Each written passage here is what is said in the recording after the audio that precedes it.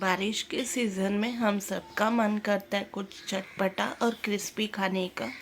और पकोड़े तो सबसे पहले हमारे दिमाग में आता है।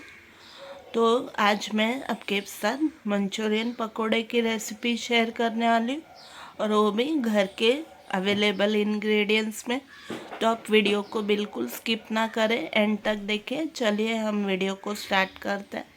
ये मैंने गोभी को बारीक पीस लिया है और एक बोल में ले लिया है। अभी इसमें सारे इंग्रेडिएंट्स डाल के हम मिक्स करेंगे। ये 2 कप है। 2 टेबलस्पून कटा हरा प्याज,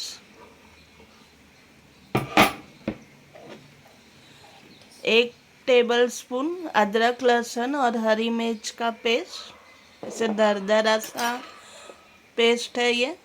स्वाद अनुसार नमक, 1 टीस्पून काली मिरी पाउडर, 1 टेबलस्पून भर के कश्मीरी मिर्ची का पाउडर,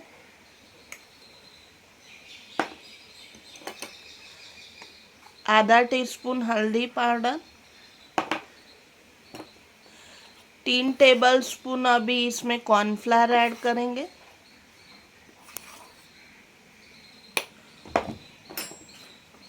उतना ही हम मैदा ऐड करेंगे 3 टेबलस्पून, और अभी 3 टेबलस्पून चावल का आटा ऐड करेंगे।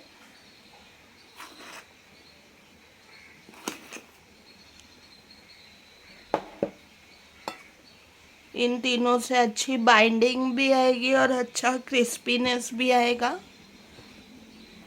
मंचूरियन पकोड़ों में।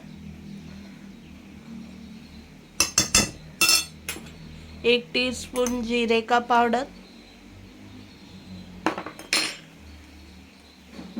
अभी हम हाथों से इसको अच्छी तरह मिला लेंगे, और जो नमक है उसके वजह से इसमें थोड़ा पानी छूटने लगेगा, जिससे ये अच्छी तरह बाइंड हो जाएगा। आपको एक्स्ट्रा पानी डालने की ज़रूरत नहीं है।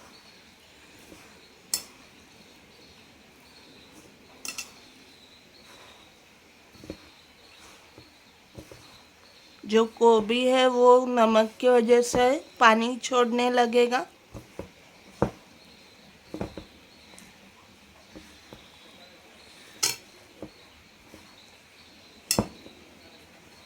अच्छी तरह इसको हमें हाथों से मसलते हुए एक साथ लाना है। पर मैं पाव टीस्पून खाने वाला रेड कलर डाल रही हूँ, इससे अच्छा वो ठेले वाला लाल कलर आएगा। और ये 1 टेबलस्पून हरी मिर्ची का पेस्ट,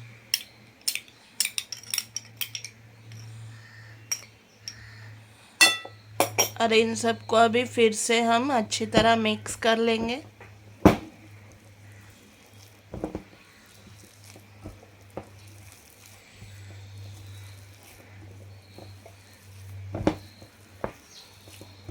ये एक सॉफ्ट डो की तरह आ चुका है एक साथ। अभी हम इसको फ्राई करने के लिए तेल गरम कर लेंगे। तेल यहाँ पे गरम होने के लिए रख दिया है। एकदम तेज़ गरम होना चाहिए इसके लिए।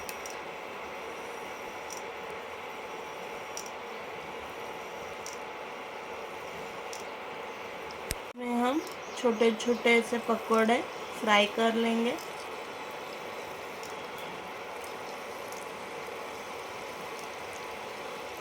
दो 3 मिनट के लिए हम इसको तेज़ आंच पे फ्राई करेंगे ताकि वो क्रिस्पी बने, और फिर हम फ्लेम को लो करते हुए इसको फ्राई कर लेंगे ताकि वो अंदर से भी पक जाए। एक बार ये ऐसे क्रिस्पी हो जाए फिर हम फ्लेम को मीडियम कर लेंगे ताकि वो अंदर से भी पक जाए, नहीं तो ऊपर से क्रिस्पी हो जाएंगे, पक जाएंगे और अंदर से कच्चे रह जाएंगे। मंचूरियन पकोड़े अच्छी तरह क्रिस्पी गोल्डन हो चुके हैं। इसे मैं प्लेट पे निकालूंगी और हम सारे ऐसे ही फ्राई कर लेंगे। मंचूरियन पकोड़ों को मैं बोल में सर्व कर रही हूँ। कितना कुरकुरा सा आवाज़ आ रहा है इनका। काफ़ी क्रिस्पी बने हैं ये। इसको मैं शेजवान चटनी के साथ सर्व करने वाली हूँ। अगर आपके पास शेजवान चटनी ना हो तो आप केचप भी यूज़ कर सकते, पर शेजवान चटनी के साथ इसका मज़ा और भी दुगना हो जाता है। चाइनीज़ पकोड़ा शेजवान चटनी के साथ रेडी हो चुका है खाने के लिए। गर्मा गर्म आप इसे सर्व कीजिए। आई एम श्योर ये रेसिपी आप एक बार ट्राई करेंगे तो आप बाहर से जो मिलते हैं मंचूरियन पकोड़े वो लाना बिल्कुल ही भूल जाएंगे।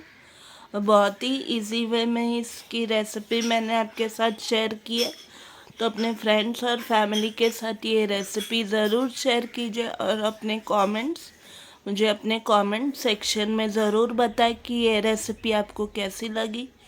अभी तक हमारे चैनल को सब्सक्राइब नहीं किया तो please like share and subscribe my channel. Thank you so much for watching my video. ऐसी ही मज़ेदार और कुरकुरी टेस्टी रेसिपीज़ के लिए अब हम मिलते हैं अगली रेसिपी में। तब तक के लिए bye bye and take care friends.